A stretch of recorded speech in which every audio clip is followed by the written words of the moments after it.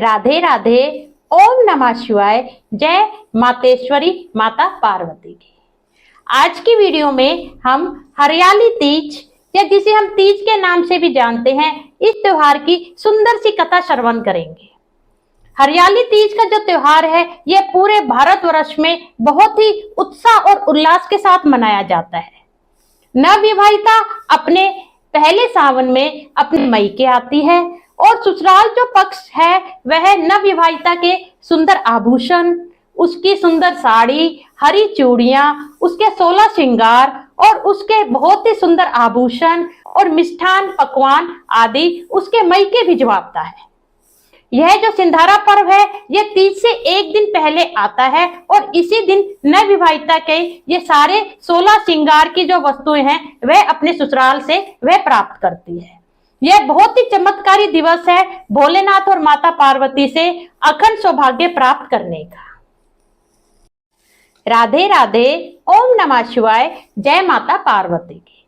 नवविवाहिता जो अपने पहले सावन में अपने मायके होती है वह अपनी सखियों के साथ झूला झूलती है, हाथों पे सुंदर मेहंदी लगवाती है, 16 श्रृंगार करती है और बहुत ही सुंदर गीत संगीत का उस दिन आयोजन होता है। चलिए अब यह जानने का प्रयास करते हैं कि यह हरियाली तीज जो दिन है यह भोलेनाथ और माता पार्वती को इतना प्रिय क्यों है। चलिए चलते हैं उस सुंदर सी कथा की ओर। ओम गण गणपति ने। माता पार्वती जो भोलेनाथ को अपने पति के रूप में प्राप्त करना चाहती थी वह हिमालय पर्वत पे चली गई और गंगा किनारे बैठकर वह कठिन तपस्या करने लगी। वह दिन रात भूखी प्यासी रहकर भोलेनाथ की तपस्या में ही लीन रहा करती थी। यह सब देख के जो नारद जी थे वह थोड़े चिंतित हो गए और वह जो पार्वती माता के जो पिताश्री हिमालय हैं उनके वहां पहुंचे और बोले, हे हिमालय, तुम्हारी जो देवी पार्वती पुत्री है उनके लिए श्री हरि विष्णु बहुत अच्छे वर साबित होंगे। राधे राधे। जय भोलेनाथ और मैया पार्वती की। हरियाली तीज की कहानी। जब नारद जी ने देखा कि माता पार्वती भोलेनाथ को प्रसन्न करने के लिए कठिन तप कर रही है तो वह उनके पिता हिमालय के पास गए और नारद जी ने सुझाव दिया, हिमालय राज, जो विष्णु जी हैं वह आपकी पुत्री पार्वती के लिए बहुत ही योग्य वर साबित होंगे। जो हिमालय थे उन्हें भी नारद जी की बात जच गई और इधर जो नारद जी हैं वह विष्णु लोक जाके विष्णु जी को भी वह बोले कि हिमालय ने अपनी पुत्री पार्वती का जो विवाह है तुम्हारे साथ कराने का निश्चय किया है। यह जब बात हो रही थी इतने ही जो हिमालय थे वह माता पार्वती के समीप गए और बोले, पुत्री, मैंने तुम्हारा विवाह विष्णु जी के साथ कराने के लिए सोचा है। यह बात सुनते के साथ जो माता पार्वती जो भोलेनाथ की तपस्या में लीन थी बहुत ही व्यथित हो गई और बहुत ही वह निराश हो गई। उनके पिता तो यह कह के चले गए और उसके बाद वह रुदन करने लगी और अपनी सखी को बोली, आज मैं बहुत ही दुख के सागर में डूब गई हूं क्योंकि मैं भोलेनाथ के अलावा किसी को भी पति के रूप में स्वीकार नहीं करूंगी। राधे राधे। जय भोलेनाथ मैया पार्वती की।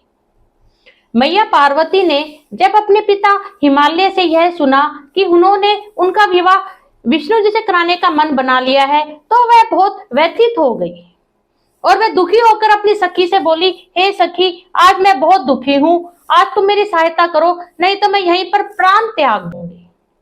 तब उनकी सखी बोली कि तुम अपना मन छोटा मत करो, मैं तुम्हें किसी गुप्त स्थान पर ले चलती हूँ जहां पे तुम अपनी जो ये पूजन है भोलेनाथ का वो तुम निर्विघ्न कर सकोगी।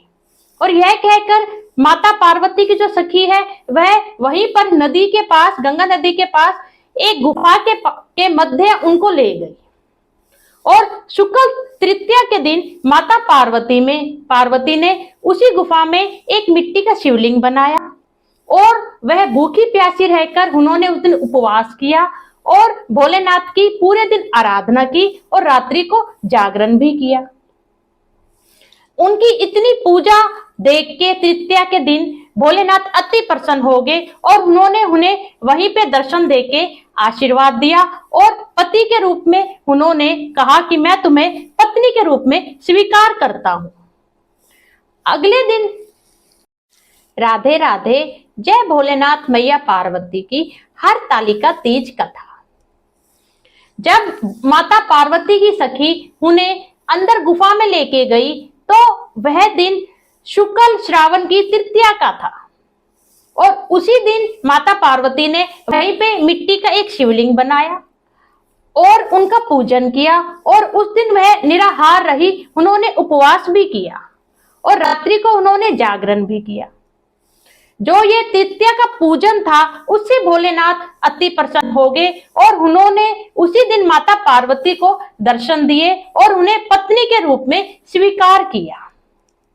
इसलिए यह सुंदर दिवस भोलेनाथ और माता पार्वती को अति प्रिय है।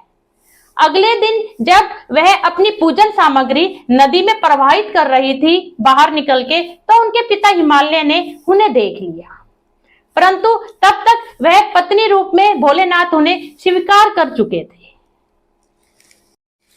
राधे राधे जय भोलेनाथ मैया पार्वती की।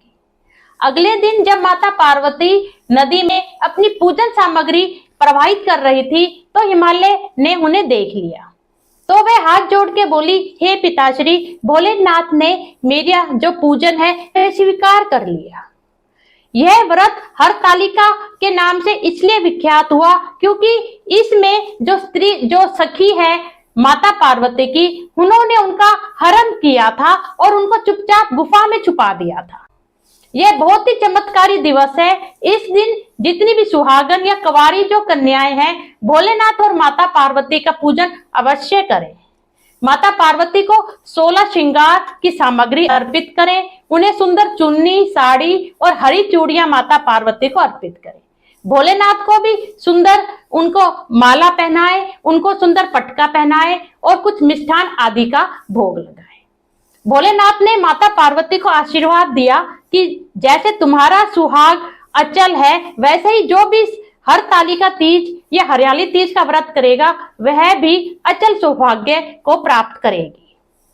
ओम नमः शिवाय।